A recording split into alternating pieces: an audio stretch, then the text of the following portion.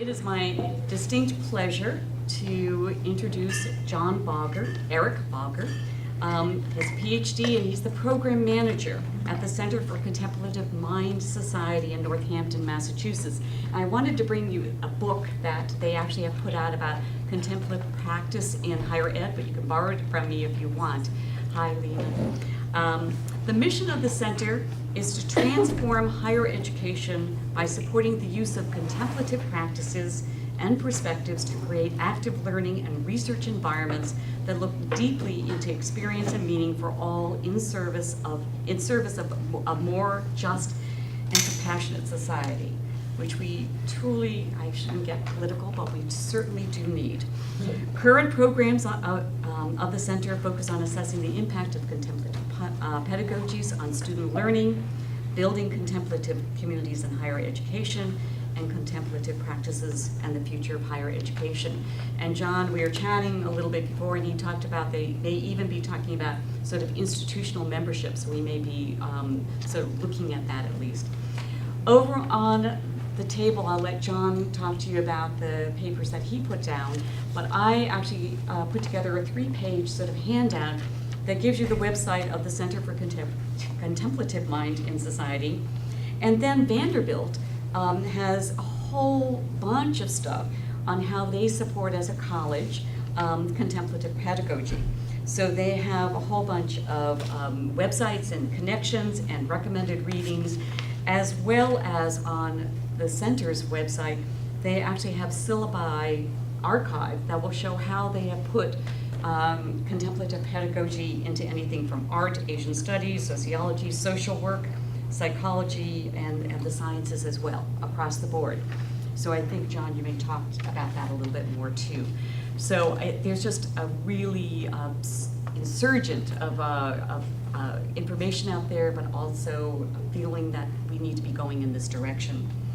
Let me give you a little bit of background about John. He earned his Ph.D. in sociology in 2001 from Tulane University and has taught in various higher education contexts, including Goucher College, the Protestant University of the Social Sciences in Freiburg, Germany, the State University of New York, New Paltz University of Southern Maine. He was there for a while, and he actually lives in Cape Elizabeth, which was great, and the Maine State Prison. John's scholarship focuses on the application of contemplative perspectives and practices in healthcare, which brought him here, higher education, and leadership contexts. His recent projects include Leading with Spirit, Presence and Authenticity, Creative Social Change, Leadership for a Healthy World, and 2 co-edited volumes on leadership development and practices for the International Leadership Association's Building Leadership Bridges series. John is currently writing on a book on compassion, development, and transformative learning in the context of contemplative end-of-life care. Anyway, please join me in warmly welcoming John.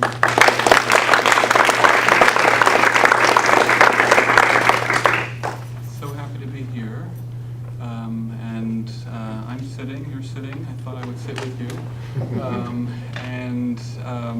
It's interesting, thank you, Susan, for the introduction, and for reading our mission statement. I'm going to bring it back at you, and I'm going to read some of your mission statement here at the University of New England. And the reason I'm doing that is I was asked to give a talk on the inspiration of teaching, and I thought there's nothing that gets faculty and staff more excited than hearing mission and strategic plans and things like that. So I thought that would be a fun way to begin. Before I do that, I'll just say a couple other things about our center, the Center for Contemplative Mind.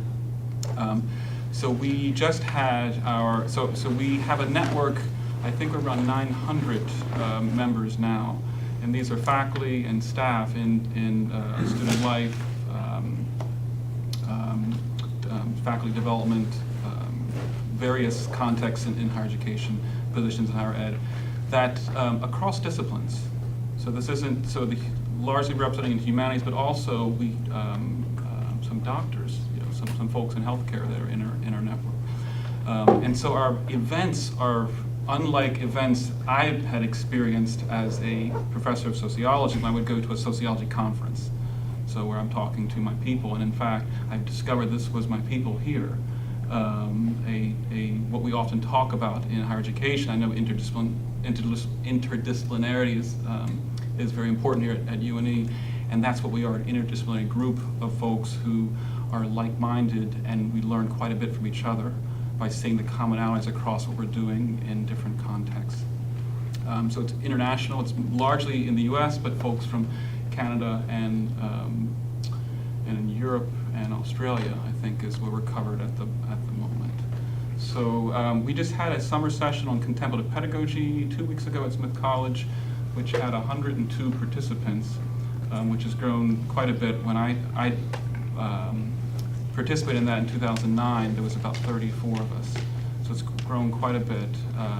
And so this is where folk can really work on curriculum development and also connect with sort of deeper inspiration for why it is we do what we do. So we have 2 upcoming events as well. I put flyers over here. So one is at Omega Institute in Rhinebeck, New York. Daniel Barbizat, who is currently our executive director, Rhonda McGee, who is a professor of law in our network, and Mirabai Bush, who is one of the founding directors, are offering sort of like a mini version of our summer session, so on contemplative higher education. And then we have our conference, our 9th annual conference, I think, 7th annual conference, I believe, 8th annual conference, Transforming Higher Ed, Fostering Contemplative Inquiry, Community and Social Action. And this is at University of Massachusetts in Amherst. That's coming up in October. So those are events that you are welcome to join us with. So,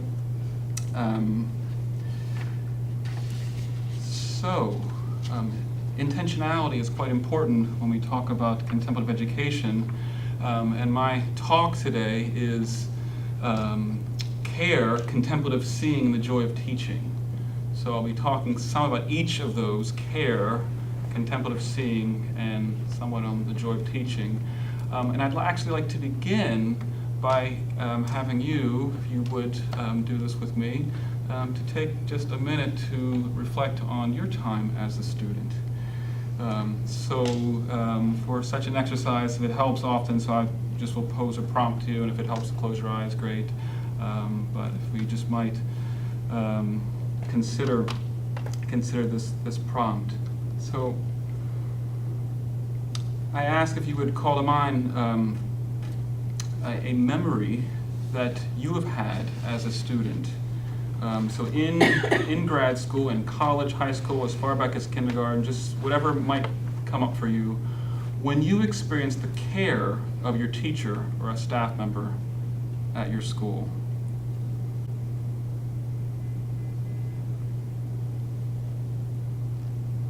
So it could be a simple moment, just see what comes up to mind when reflecting on a time when you experienced care as a student. So if more than one memory comes to mind, that's fine, but if you can, just allow yourself to home in on one of these memories and try to get a sense of what it felt like to be cared for in that way at that time in your life. And as you sit here today and engage in this exercise, can you sense into what it feels like now, in this moment, to bring to mind this experience of being cared for? No particular memories come to mind in relation to being a student. Perhaps you might extend your awareness to other areas of your life, perhaps of a parent or a grandparent. And again, allowing yourself to experience a felt sense in the body of what it was like to receive this care. So if you drop that memory, those memories, and if you might consider what comes to mind when you reflect on a time in your life as a student, again, in grad school or college or high school, whenever, when care was not extended to you. Is there a time when you were particularly in need of care, and either purposely or unintentionally, your need for care was not met? And again, if more than one memory comes to mind, if you might just allow yourself to home in on one of those memories.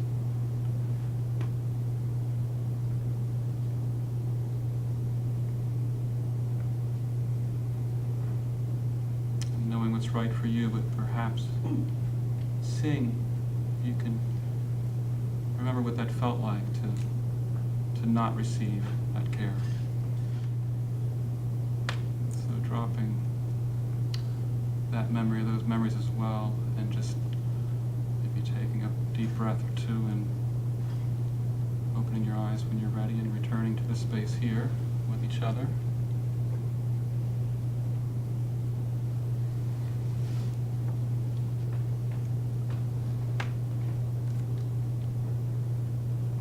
I'm wondering if we might be possible to, in this talk that I'm giving, to perhaps have a short pair and share, if you would indulge me in this, and offer, you could offer something specific, whatever came up, or something more general reflection on exercise with someone next to you.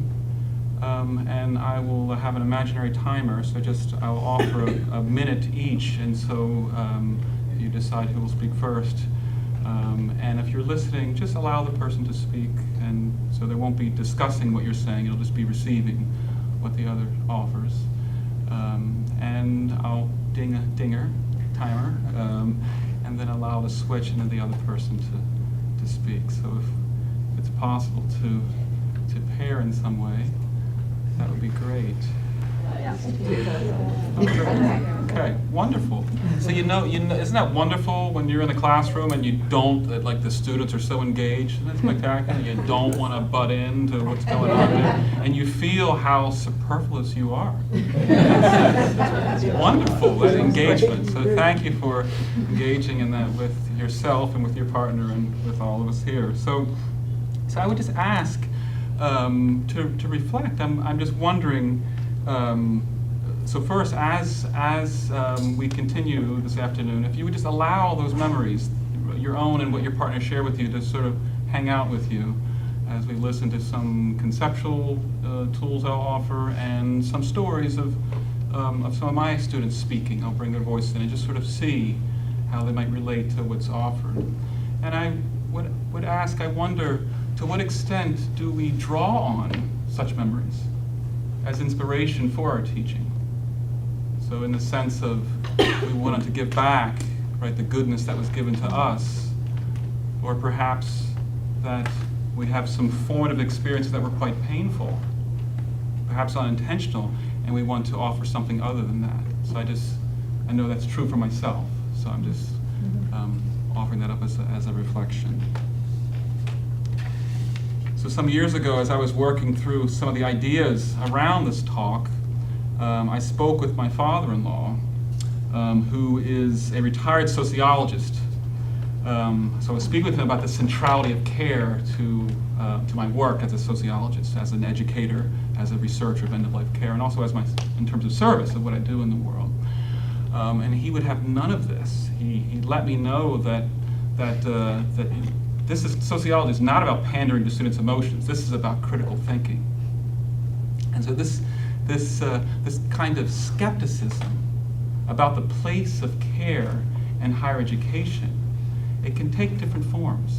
So last year when I was a visiting professor at Goucher College, it came out this way. I was speaking with a young woman who, from a different department, who was just beginning her first year on the tenure track. And we were talking, it was the beginning first week of the semester, barbecue outside, and I was talking to her about care, and the centrality of it in my teaching, and as a feminist educator herself, she affirmed that, but she was kind of surprised that I would use that language for fear that someone might hear, and would think less, that I wasn't academically rigorous enough. Okay, so I just tossed that out just as something to inquire whether it's something in your own world, in your own life, as to whether there's voices that say that care doesn't belong here. Maybe not, that's wonderful, but just wondering if they might be there. And what kind of language is often then used to try to squash out something that I understand to be so essential to what we're doing. And how about you? So what objections might you have about using the language of care in the context of higher education? So one objection that might be that faculty are already busy enough. Right, so I'm teaching the content of my classes, my research obligations, my service obligations. Like, this is just another thing to do on the to-do list of holistically caring for students, dealing with their emotional well-being. That's just something else besides, it's really not my responsibility. There's the student counseling center. There is the academic support center. That's really the purview, not mine. And so there's merit certainly to such an objection, and it really depends on how we understand what care is. And so in this objection, the care is constructed as a burden. Right? A burden, the kind of burden that can lead to stress and burnout. So I'm already burdened enough with my teaching, with my responsibilities, so that's a burden someone else can carry. So clearly that's not the understanding of care that I'm offering today, but I just wanted to offer that just in case it might resonate some and that we can name that. So care, contemplative seeing, and joy, in my mind and experience, these are not separable. Okay, but I'll be talking about them in that order. And as a beginning point, I'd like to just offer that that each of these could be seen, that they each have what I would call a near enemy, something that looks like it, but it's not. So I just would like to name these to start with as well and see if this resonates. So care, so selfless servitude, or selfless giving, or contemplative seeing, and some sort of navel gazing or self-preoccupation. And joy, as opposed to pleasure or consumer satisfaction. So I'm just setting those up at these are things I'm not speaking about. And then I'll tell you what I am speaking about. So I'm thinking about care. So for me, the beginning point was my involvement in hospice. So I was a hospice volunteer in graduate school, so prior to becoming a professor. And much of what I have learned about learning and becoming is actually from that context of being with folks who are dying and grieving. And so I find that ethic of spiritual care, which I'll speak some about some of those sources, quite powerful as a reminder of what I understand myself to be doing. And it links up with what we often say of transformative education, right? To be transformed, something has to end before something can begin. And I'm going to stop for a moment because I did promise that I was going to read from the mission statement here at UNE, and I'd like to do that now if I could. I got all excited about this contemplative practice I would begin with. And so if you indulge me here, so if you're not excited enough, this is where the engagement's really going to get going. So here's the mission statement of UNE. So the University of New England provides students with a highly integrated learning experience that promotes excellence through interdisciplinary collaboration in innovation in education, research, and service. So lots of things might come up for you there, but so an integrated learning experience that comes up for me when I read that. So and then there's a core value statement, right? So in case the mission isn't enough, you got core value statement. So here's the core value statement. The University of New England has values student-centered, multidisciplinary, and interdisciplinary programs that meet the highest ethical standards to achieve excellence, that word's come up again, in support of an integrative approach to the liberal arts, health, and environment, as well as scholarship and research. So student-centered and integrative. So integrative, so serving to unify separate things, or integral, right? So there's some whole here, stated being whole or undivided. And then the student center is further articulated as involving, among other dimensions, a commitment to experiential learning and, quote, genuine personal relationships. So genuine, that's in your value statement here. So genuine personal relationships. There's also a Vision 2017 statement, but I'm going to offer something from that. It's pretty exciting as well. So, quote, interdisciplinary programs promote learning in, once again, integrative ways. Through its diverse traditional undergraduate majors in the arts and sciences, UNE will provide transformative educational experiences that prepare young adults for their immediate and distant personal, career, and civic future. So transformative education, so immediate and distant, right? So long view.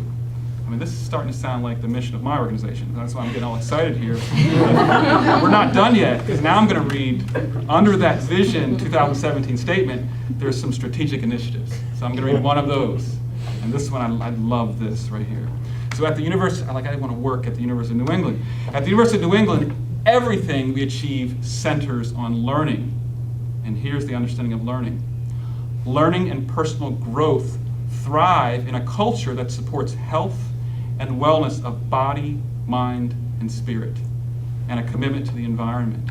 So there's that integration of body, mind, and spirit, and this wider holism of the environment, so an attunement to culture, of course, then, so environment in all its aspects. So just notice the vastness of those visions there, the excitement of all that there. So thank you for allowing me to read that.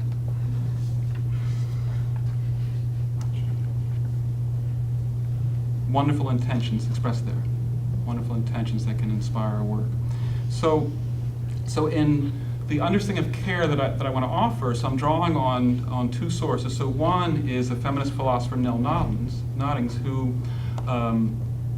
speaks about care not as a principle, but as in terms of relationship. And there's three key pieces here. So one is what she calls engrossment, which is simply this desire to and knowing the other. So it's not possible to care for someone unless we actually understand their needs, understand their situation, understand their physical, personal situation, their reality. We might have a caring impulse, but it would be really rather unskillful if it's not grounded in actually knowing what the person needs. Maybe that connects with the student-centered piece, that we actually need to know our students. So the second piece, what she calls a motivational displacement. So simply means that it's other-oriented, it's self-oriented as well, but in some way we're extending out, right, towards the other. So in other words, the needs of others are in the forefront there. Okay? And then finally, she's third is recognition, that our act of caring must be received. Right? So we can engage in all kinds of what some folks call idiot compassion, of trying to help someone who doesn't want to be cared for. Right? So there's got to be some sort of receptivity on what she calls the cared for. So the one caring and the cared for. So caring it's relational, both self and other. So one caring and other oriented. So the one cared for. And so it cuts through dichotomies of the selfless giver. So that's connected in this third piece of it's got to be received. There's got to be some receptivity there. So in other words, the recipient of the care is attuned to the caregiver as well.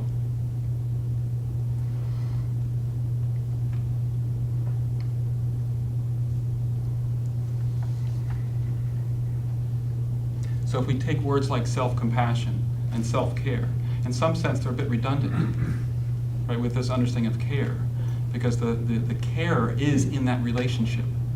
And so what's central to this understanding of care is it seeks to sustain the ethic itself. Right? So if we talk about with the model of care as a burden, right, and burnout, notice that when someone burns out, they become disconnected from their own inspiration. This happens in healthcare, doesn't it? Right? So folks come into nursing school, for example, with these great ideals, and then they end up in workplaces where they're understaffed, right? Where their good ideals are having a hard time putting those in practice. Yes? Something like that? So that right there's a recognition that our capacity to care, to be caring, isn't just of our own will, that there must be contexts that support that care, so that are able to receive that care. So this is this model of care is stepping us out, it's relational, stepping us outside of this autonomous individual who either is or isn't caring. Okay, we need context that support care. This kind of language is in that strategic initiative that's recognizing this culture that supports this integration of mind, body, and spirit, that language of culture. So how does the culture of the workplace here, the workplace that your students will go into, be supportive of the good intentions that they have? So along this line, though, that it's both other-oriented but also self-oriented, she talks about the toughness of care. Okay, so I'll quote Noddings here. "The one caring needs no special justification to care for herself. If she is not supported and cared for, she may be entirely lost as one caring. If caring is to be maintained, and this is central to the ethic, is that we do not allow ourselves to burn out. The one caring must be maintained. She must be strong, courageous, and capable of joy." So that's in her understanding of care, is that the one caring must maintain his or her capacity for joy. So just take a moment to reflect on where you are in your journey as an educator, or whatever your relationships are with students, as a teacher or in student services. Do you know what that feels like to not care? Do you know what it feels like to just want the semester to be done, or for this class to be done? If you haven't yet, that's a lot of grace that you have in your life. It's wonderful. It's wonderful. Okay. So often, in my experience in higher ed, I witness. Right. For me, it was usually around week 8 in the 14 weeks, where my way of being, I would exercise, my self-care would just decline. Right. I'd be switching from sleeping well and exercising more and more towards sweets and coffee, and my irritability with my family, with my students, that would pick up. So as I became aware of that process, it was just there to be seen every semester, was able to do something different around that. But there's another reason, right? There's another reason, not just to maintain ourselves from burning out, but it can actually support us by seeing that process in ourselves, can support us in caring. So another quote from this section on the toughness of care. We see still another reason for accepting constraints on our ethical ideals. When we accept honestly our loves, our innate ferocity, our capacity for hate, we may use all this information as information in building the safeguards and alarms that must be part of the ideal. We know better what we must work toward, what we must prevent, and the conditions under which we are lost as one caring. So as an educator, have you ever had one of those students? You might not be able to name why, but they just like that particular student, you could really, the class would be so much better if they weren't in there. If only they would somehow drop, but that period ended and that fantasy didn't come about. But somehow your life and everyone's life would be better. Okay? And so what she's saying is that when we can recognize, right, where we are stuck, right, and attend to that, to our dislike. So this care isn't, the point she's making is that care isn't pretending like we love our students. To love them, it's not a sentimental thing. It's an ethic that we live into, and recognizing when our buttons are being pushed is crucial so that we can relate to those students with an ethic of care. So when I'm speaking of care, I'm not speaking of the kind of the customer is always right. Has that language come into UNE? That sort of thing? Yes. Student-centered, I think you said. Yeah, student, right, so that's student-centered, so I just want to toss it out. That's not what I'm speaking of here with student-centered. Because I'm speaking about learning that has to do with the ideals expressed in those mission statements, mind, body, and spirit integration. So consumer satisfaction, I'm not so sure that that's mind, body, and spirit integration there, that sort of thing. So I'm not speaking about that, but I'm speaking in a sense of spiritual, for me, of spiritual care as a language that's powerful for me. And this language connects me to my intention of being student-centered in a learning environment with, quote, genuine personal relationships. So I'd like to offer someone who's been inspirational for me, so a quote from Dom Cicely Saunders, the founder of the modern hospice movement. And just see if this offers something to you, and see if you can hear a similar ethic expressed by Noddings, and perhaps some connection to those great intentions expressed in your founding documents here. guiding light here at UNE. So this is coming from a book, a collection of essays called Watch With Me, from the first essay in that book called Watch With Me. So, and speaking about David Tasma, who was a Polish refugee who survived the Warsaw Ghetto, was a patient in her care, and offered her, I think it was £500 when he died, that was then used to form this first hospice, St. Christopher's Hospice. He said to her, quote, "I only want what's in your mind and in your heart." Right? So both this technical, this skill, right, this medical skill, but also this compassion. And then, quote, so this is what she means by this watch with me. So here she's quoting, in the Garden of Gethsemane, this is what Jesus asked of his disciples, was to simply, not to take away the pain, but simply to be there with him, to witness it. Quote, "We have indeed to learn what this pain is like. Still more, we have to learn what it feels like to be so ill, to be leaving life and its activity, to know that your faculties are failing, that you are parting from loves and responsibilities. We have to learn how to feel with patients without feeling like them, if we are to give the kind of listening and steady support that they need to find their own way through. Here again comes a key phrase I've often quoted. Quote from another patient. I look for someone to look as if they are trying to understand me. Trying to understand me. These patients are not looking for pity and indulgence. The customer's always right. But that we should look at them with respect and an expectation of courage. A heritage from seeing people like the woman who said to me, quote, "You can tell them that it was all right," as she was dying. She was not going through a strange, dramatic, or just unlucky experience to be written up as such with sentimentality or sentimentalism, but an all too common experience such as ordinary people have always faced and somehow managed to come through. So again, I found this view of spiritual care articulated here, that for me it's not just conceptual, but I've experienced that at the bedside as a powerful reminder and a metaphoric frame to support me in keeping my teaching student-centered on the needs of the student, nourishing their engagement in their journey of learning, of integrating mind, body, and spirit, and an unflagging respect for their being. So I'll offer another quote by Christine Longacker, who founded a hospice in Santa Cruz in the early 80s, so one of the first hospices in the US, from her book, Facing Death and Finding Hope. She said, "Don't let their appearance or their suffering ever make you forget who they truly are. In their essence of their being, no matter how they appear, each person is perfect, complete, and whole."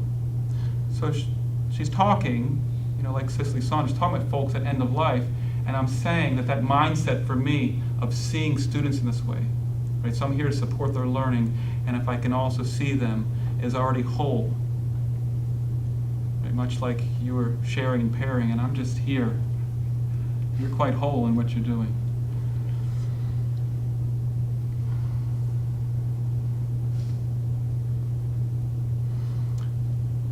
So one last thought on care. Do you know what it's like to lose the freshness of this here? This sense of seeing this student with wonder and in their individuality? Do you know the sense of, I've seen this kind of student before? Maybe it's the student who's going to play you, right? That they email you their paper. I just want to let you know that it's done, and they email you, but there's no attachment to it. Or they send you like a Google Doc, but then you can't get access to. I've learned that that's like a strategy, right?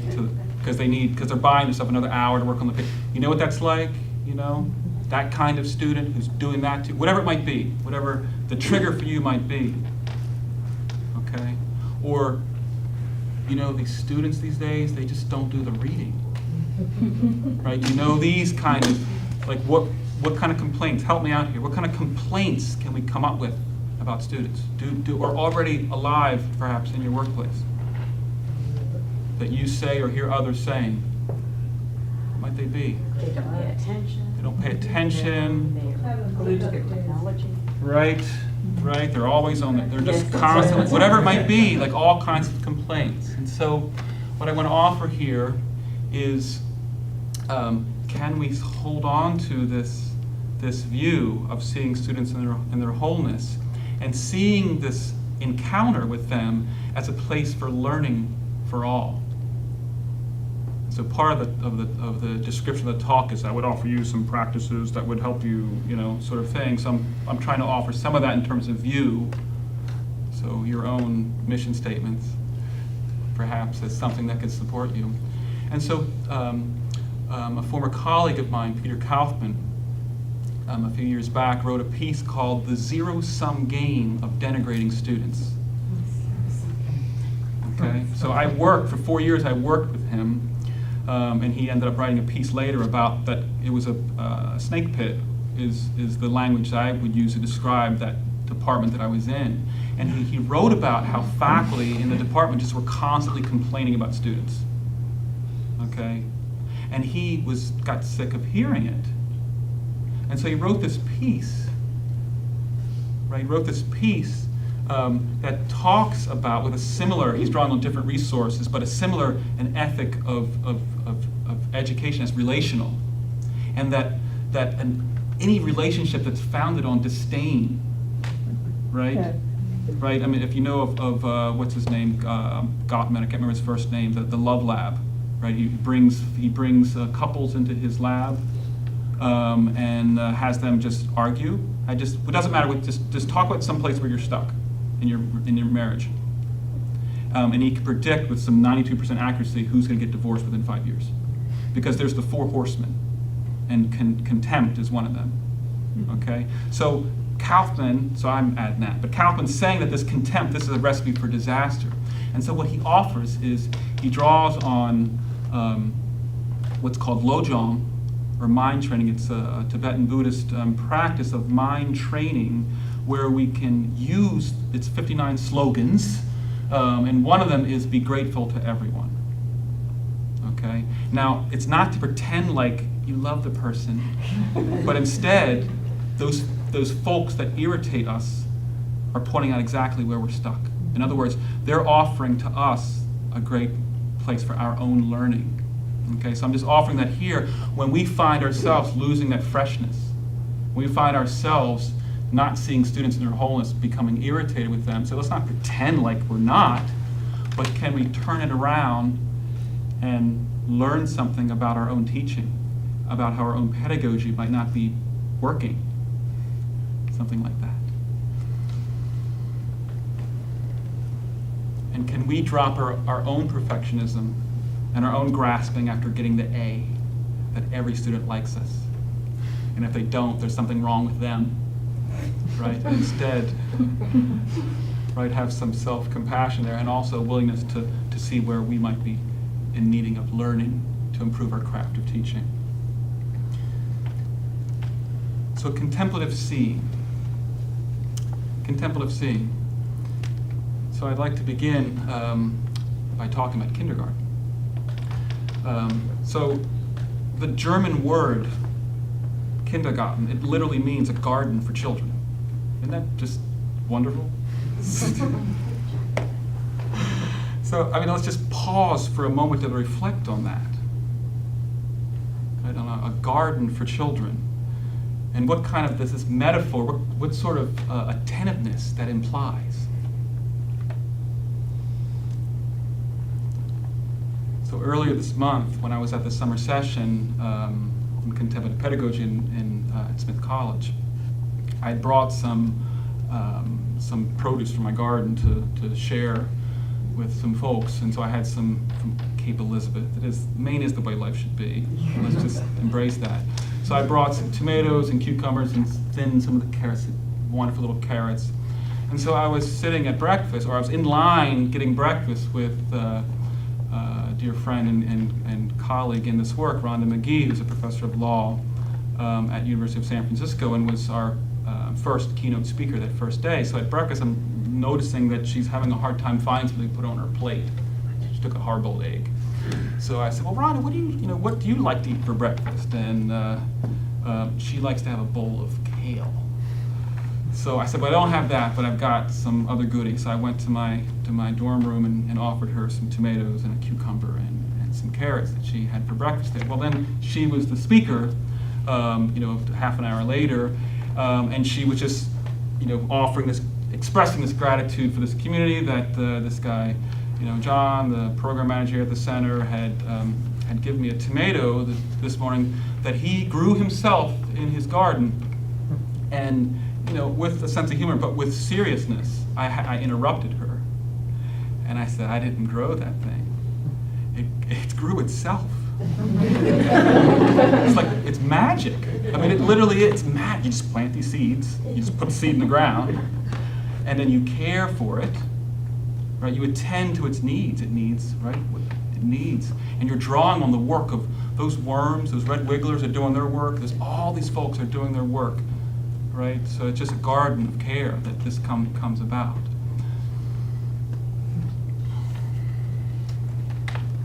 So, as a gardener, right, can we see that? Can we see those relationships? Can we see what we often take for granted? I grew this. Right? I achieved this. Right? The magic of what can take place in a classroom when we can see what's going on, what we're cultivating there, what's being cultivated there, what conditions are ripe for what to cultivate. I tried to find a source for this, and I can't find it, but I believe this story comes from an introduction to one of Ira Byock's books. But he's talking about an obstetrician who had been delivering babies for years and years and years, and it just hit him one day.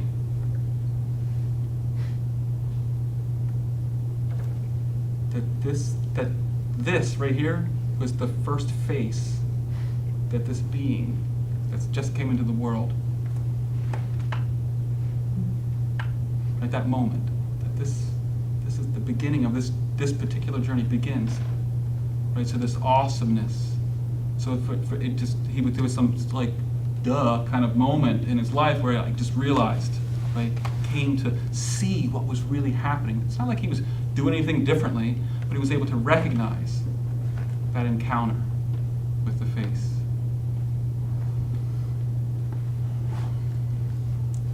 And had a real sense of wonder about that, and joy in that. Or how about this? In his memoir, Finding Freedom, Jarvis J. Masters, who's on death row, reflects on the experience of once seeing a tree growing through the pavement in a parking lot. You ever seen something like this? We have this thing called knotweed, don't we? Stuff grows. Anyway, but he saw this tree growing, and he says, my first reaction was to look at it, to study it, wonder. I thought, how is this possible? But I wasn't in school. I'd never learned these things.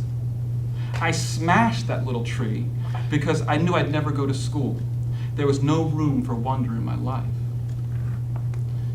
And so writing this from death row with this young man who was a ward of the state as a child, and then became also in the care of the state on death row, he expressed a deep insight into the social and spiritual cause of his life of violence.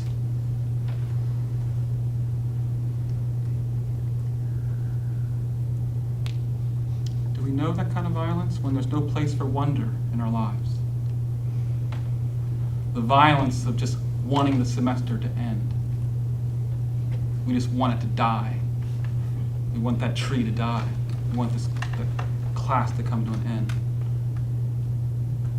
You ever hear someone say this? This was last semester, just, walking in the hall, see one of my colleagues, oh, hi there. Only 8 more weeks. Do you know that one? And I'm thinking, that's brilliant.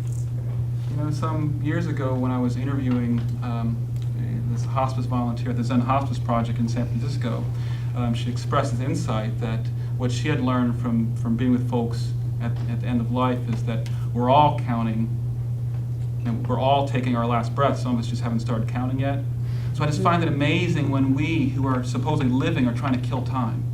Just 8 more weeks until it's over. So do you hear that violence in there? Right? No place of wonder.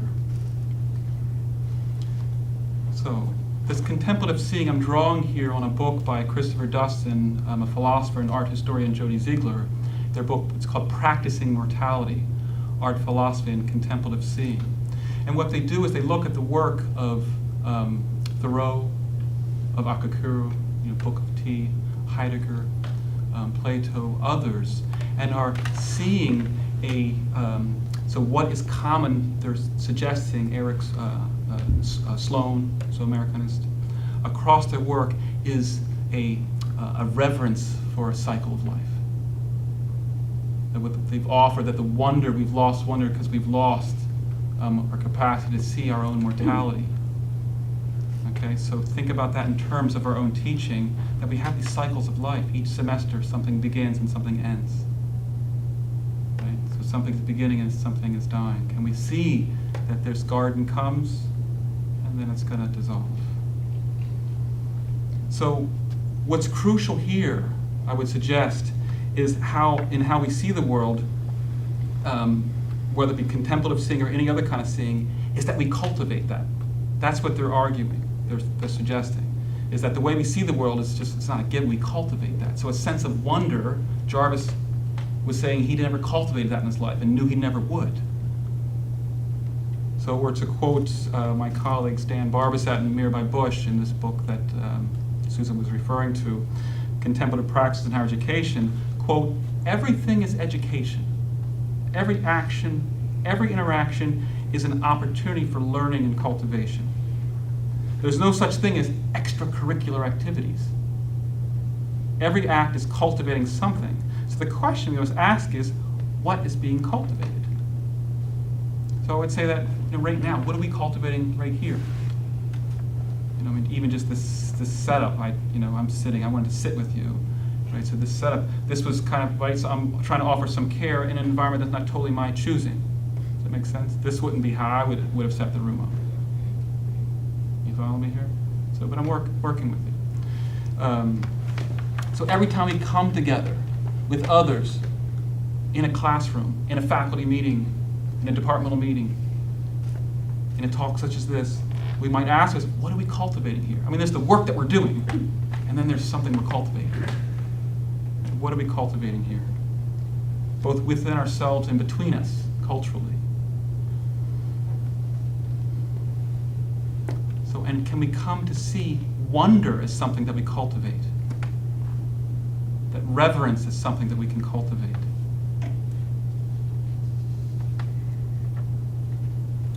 So, how is my time? I'm putting you to sleep. So, I had this great vision that I was going to offer you these wonderful examples from my teaching, and I think I'm not going to do that today, since it's now 4:55. Maybe you can come back and do it then. Maybe I can do that. How about if I offer one short one here? Okay, I'll offer one short one. So this is coming from a course that I have taught called Grief, Culture, and Well-Being. So it's a sociology course that seeks to do all of what we say we do with contemplative pedagogy. So we're not replacing traditional methods of learning, so what we call third-person ways of knowing. So it has the objectives in the course to identify and critically assess historical and cultural assumptions and practices that shape contemporary ways of grieving and talking about grief. And the second objective, to understand under which conditions and through which processes experience of grieving are linked with individual well-being and human flourishing. Right, so that's a sort of a traditional sociological classroom. But it links with that what we call first person and second person inquiry. So the first person inquiry is articulated in this fourth objective. So to better understand how our own experience of grieving are shaped by social, historical, cultural, and spiritual dimensions of our life. So of course then students can investigate concepts in their own experience. Okay, but that's explicitly stated, this first person inquiry, which is supported through various kinds of assignments and exercises. And then the fourth objective of the course meshes with what we call second person inquiry, and that's noticing the we, what we are doing, and our agency and our capacity to affect and create realities with others. And so the fourth objective, to better contribute to a culture of grief that supports individual well-being and human flourishing through, among other means, more skillfully listening to and supporting those who are grieving, which is what we did in that room itself. And so it wasn't a group therapy session, something like this. This was a rigorous academic course, but I would just turn it around to engagement. Right? Rather than a language of rigor, it's a language of engagement, engaging mind, body, spirit of engagement. And so I offer these objectives, and here's how I began the semester, with this quote on the syllabus by, I hope I'm saying his name right, Henri Nouwen, a Dutch Christian contemplative, from his book, Out of Solitude, 3 Meditations on the Christian Life. So, quote, "The friend who can be silent with us in a moment of despair or confusion, who can stay with us in an hour of grief and bereavement, who can tolerate not knowing, not curing, not healing, and face with us the reality of our powerlessness, that is a friend who cares." Or we can state it, Roshi Joan Halifax in her book, Being with Dying, stated something like this, that silence is the sister gift of speaking. You could say it that way. So I just offer to students that often what we'll do when we have our classrooms, you have discussions, and so when we approach things with intention, we can repurpose discussions to serve other ends as well. And so that some of our discussions would take the form of a council, where we're just going to pass the stick around and you can offer something where there will not be a response. Or the response will be to living into that quote right there. We're practicing that. So when we talk about I'm going to offer a quote from a student's final paper, okay? And before I do that, when we talk about transformative education, and notice that's in your mission, right, in one of those vision statements there. So there's some concepts that might be useful. Disorienting dilemmas, threshold concepts, troublesome knowledge. These are concepts that come through.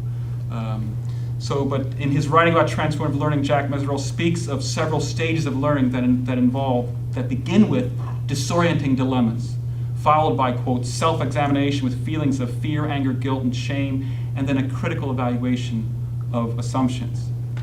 And then relatedly, Meyer and Land speak of these threshold concepts that are, quote, akin to a portal and opening up a new and previously inaccessible way of thinking about something.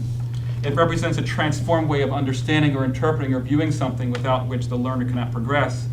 And such experience of transformed learning can lead to troublesome knowledge, to quote David Perkins, referring to new understanding that students don't know how to use, that have implications for their identity and their behavior. So here's a quote by a student from a final paper. One of the final assignments was a reflection on, over the course of this 14 weeks, looking at all of your weekly assignments for the course. They began the course with some understanding themselves as a griever, some lost history paper, and then now you've had this conceptual learning and this other forms of learning. Can you offer a self-understanding paper that's a bit more mature, that can take these concepts, right, and express this first-person learning? Well, here's the beginning of her paper. At the very beginning of the semester, you said something that had a profound daily impact on my life. You stated as if it was completely obvious and that people my age were not raised to believe differently. You said that in order to create a safe space for ourselves and our classmates, we had to give them space to speak to the group without us responding. You told us that we had to hold what they said in the center of the room and simply sit with it, no matter how uncomfortable that made us. To truly be there for someone and to be a good friend, we had to learn how to not help. This seemingly obvious concept completely shook me, and I began to reflect on my past experiences with loved ones who were suffering, failed relationships, and struggling friendships, realizing that the common thread among all of them was a lack of understanding for this one obvious approach to caregiving. From that point on, I've attempted to change my definition of compassion and help to include this idea of sitting with someone in their own depression and comfort and not trying to change it. So she continues. She continues, and this student paper, and so I'll be presenting with a handful of these students. Will be presenting with me at our conference at UMass. So do feel free to come for some of that. And so,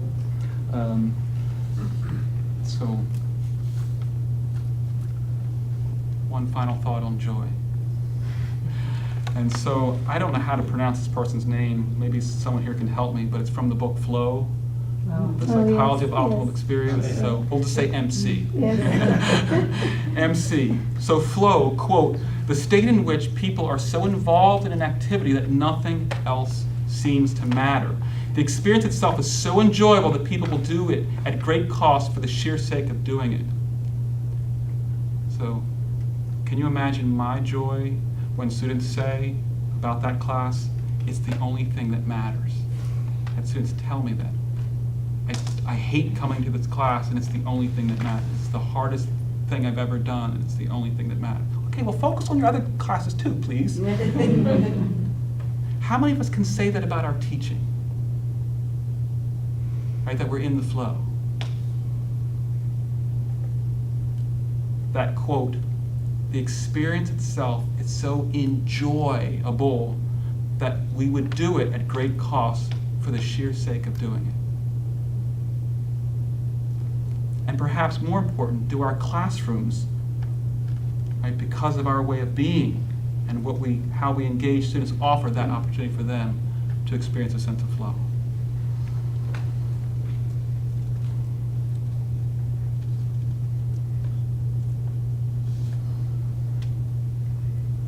So MC offers that there are two main obstacles to flow. So one, in his worldview, human life, the quote, the universe was not created to answer our needs. I'm not sure I agree with that. However, I do agree with the second statement that he makes there. He thinks he's saying the same thing, but I don't hear the same thing, that frustration is deeply woven into the fabric of life. I believe that. Okay? I do believe the universe was created to answer our needs. And the second one, and whenever these are the obstacles to being in a sense of flow, that life's going to be frustrating and knock us out of the flow. And secondly, whenever some of our needs are temporarily met, we immediately start whining for more. This chronic dissatisfaction is the second obstacle that stands in the way of contentment. And so, in his mind, what he offers is the way out of this, right? The way to remain in flow. Intention is the magnetic field, right, that holds us in this sense of flow. And so this intention of, we can't control what happens to us, but this how we interpret this. So can we interpret experience as learning opportunities for expanding the self? But on the second one, though, of this dissatisfaction that our needs are met, so just notice that satisfaction with contentment or joy, that these are not the same thing. And so I'll leave you with two quotes here. The first one is by Emil Durkheim, a sociologist, from his book Suicide, where he offers his understanding of human nature. Human nature in itself cannot set variable limits to its needs. Consequently, insofar as it's left to the individual alone, these needs are unlimited. Without reference to any external regulating influence, our capacity for sensation is a bottomless abyss that nothing can satisfy. That's like the Hotel California. You can, you know what I mean? You can stab with a steel knife, but you just can't kill the beast. You're just constant torment sort of thing. Well, that's one view of human nature, right? It's one view of the world, is that unless something can limit our desires, we won't be in the flow. We'll be constantly tormented. So I'll offer another quote by David Stendhal Rast from his book Gratefulness, The Heart of Prayer, where he suggests that one single gift acknowledged in gratefulness has the power to dissolve the ties of our alienation. And we are home free, home where all depend on all. And so to come back to that relational understanding of care, that I can't be a teacher without this person here being a student. So can we see that gift, that our students, no matter what they present, are whole in themselves, and they actually allow us to do this great thing that we call teaching. So I thank you for your time and your care of listening.